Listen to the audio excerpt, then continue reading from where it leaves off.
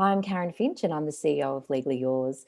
To celebrate the 5-year anniversary of the Melbourne Women's Fund, I'm so incredibly honoured to be filming a series of 5 videos interviewing the amazing women involved with MWF.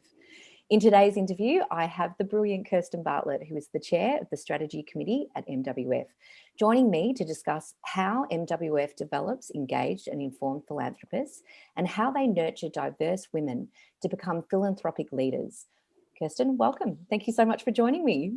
Thank you so much for having me, Karen. It's such a pleasure, and thank you for doing these videos. We're just thrilled. Oh, it's such an honour. So let's get started. So what actually inspired you to become involved with MWF?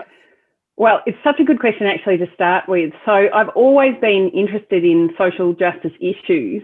I had the usual trip to the UK when I was, sort of straight out of school as a backpacker, and ended up in a job working for an organisation with issues that I'd never heard of. So working with disadvantaged young people who were trying to get into long-term unemployment, and huge issues in areas of London where there's generational poverty, there's families who haven't had long-term employment for decades and decades.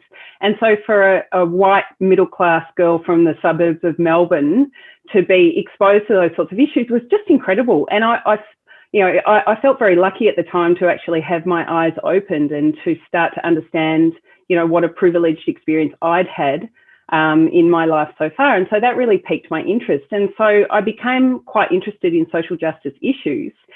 Fast forward 15 or 20 years later, I've tried to keep involved in organisations that actually do support the most vulnerable in our community. And of course, Melbourne Women's Fund came along at such a great time in my life as well, when I had the opportunity to become involved. I have 2 daughters as well, and so gender equality is a very important issue in my household too. So the stars kind of aligned when I had the opportunity to become involved. And in Melbourne, it turns out it's not just an issue in somewhere like London, a big city like London. In Melbourne, we have many vulnerable women and families, and so they need our help. And so it was really just as simple as that. Oh my gosh, it's so serendipitous. And I love that. I love that it was an experience that you had all those years ago. It was a cause that you felt really close to, and now you've been able to join an organisation that not only, they don't talk about it, they do it. There's action. That's exactly helping, right. which is just incredible. So obviously one of MWF's strategic objectives is to empower and develop leadership in women who want to grow like their charitable knowledge, similar to yourself, and are interested and want to participate in social justice issues. So talk me through how MWF actually does that. Sure. So there are a couple of ways that women can become involved. And one of the things I love is that it's not just a donation once a year, that you can actually get your hands dirty, if you like. So you can become part of one of the committees. We've got 4 or 5 fantastic opportunities for women to become involved in those committees, where it can be something like the Grants Committee, who work so hard for much of the year to actually identify the organisations that we support.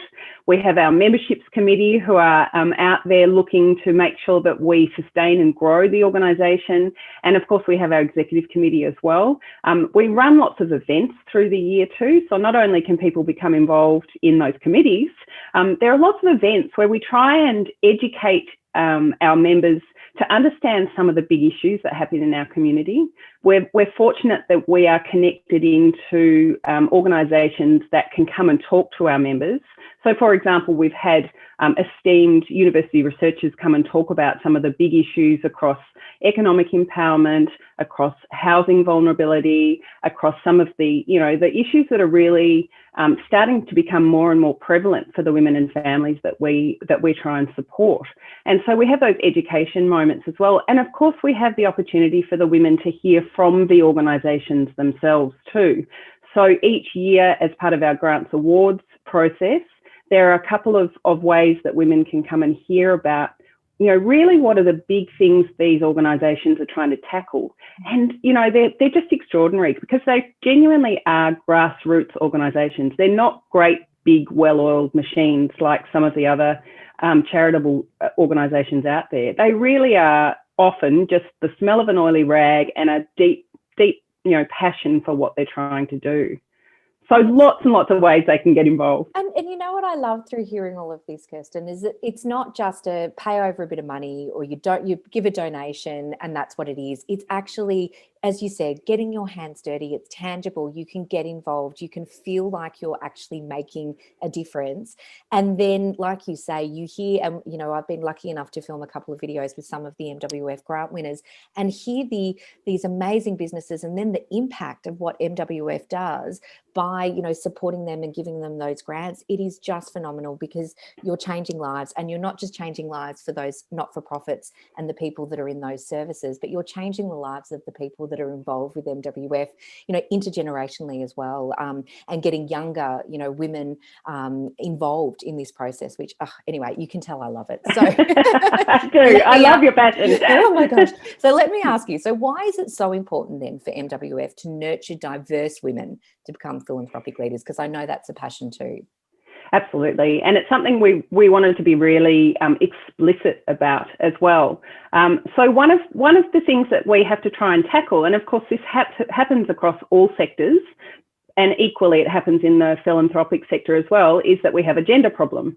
So there are many men that have become involved over the years, which is wonderful, but the economic power has always been held with men. And so we see them as more prevalent in the philanthropic sector.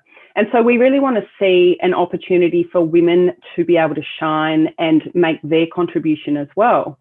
And, you know, so historically we have seen the economic power really sit with one group within our society.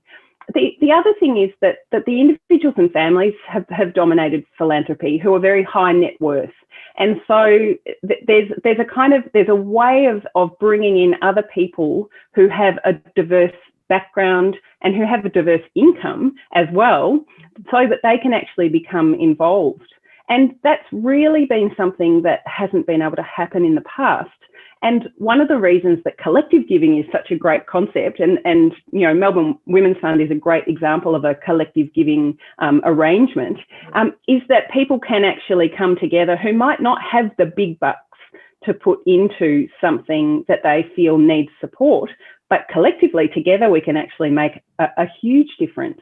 And that really empowers women to get involved in a way they've never been able to do before. And I just love it because it's those little actions that when you add them all together, become huge impacts. And I love the way that Melbourne WF has recognised that as a way to put within the philanthropic world, which is amazing. And the Next Gen membership, talk me through that, because you're about to launch that. So that's taking it even a step further, isn't it? So now you're opening it up. Yep. Absolutely. So one of the things that we recognised as the organisation has evolved is that, you know, we really want to be able to engage people of all ages with Melbourne Women's Fund.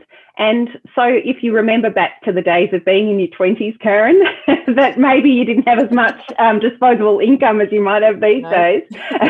Yeah. We didn't want for younger people to actually feel that they couldn't be part of this, because we know that our next generation actually has a huge passion for social justice, for all of the issues that our vulnerable people are facing. And so we didn't want to disenfranchise them and feel that they couldn't become involved. So we've figured out a way to actually make the financial donation less, but give them full voting rights and for them to be able to be as fully involved as all of our other full members. And I think that's been such a great evolution of the organisation as well, really understanding and speaking to this issue around diversity of membership too, because diversity isn't just about gender, it's across all sorts of different things. And in this way, we're addressing income diversity as well.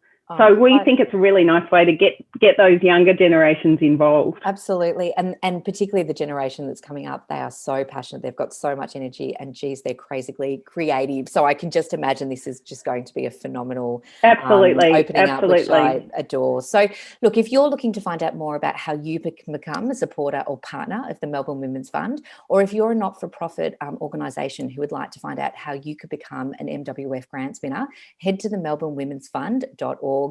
I'm Karen Finch from Legally Yours. Thank you, Kirsten, so much for joining me. I've absolutely loved our interview and love learning more about this. And thank you out there for watching as well. Thanks, Karen.